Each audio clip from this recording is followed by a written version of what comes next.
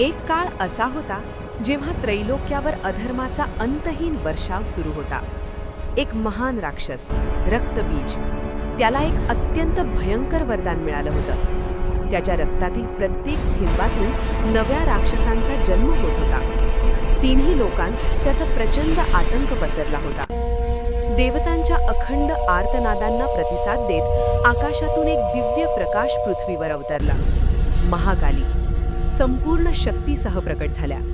त्यांच्या 4 भुजांमध्ये 4 वेगवेगळ्या शक्तींची प्रतीकं होती. तिचा तिसरा डोळा संपूर्ण ब्रह्मांडातील ऊर्जा प्रखरपणे प्रक्षेपित करत होता.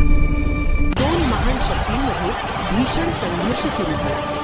तलवारींचे घणघणाटी टकराव, ज्वलंत हवेतून सोनेरी आणि रक्तवर्णी प्रकाशाचे खेळ सुरू झाले.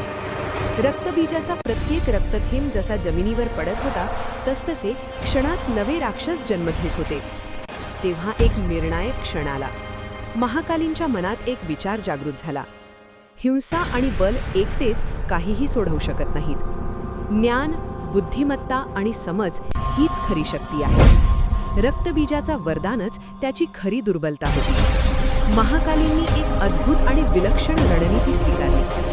तिने आपली जीभ बाहेर काढली आणि रक्तबीजाचा प्रत्येक रक्तथेंब जमिनीवर पडण्यापूर्वीच पिऊन टाकला. महाकालींनी आपल्या संपूर्ण शक्तीने अंतिम आघात केला.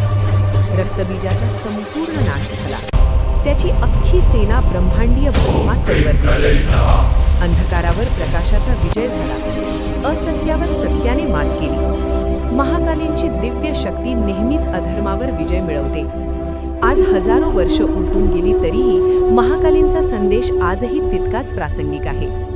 बल हे उत्तर नाही, बुद्धिमत्ता हीच खरी शक्ती आहे. धर्माचा विजय अटळ आहे. हेच महाकालींचं शाश्वत सत्य आहे.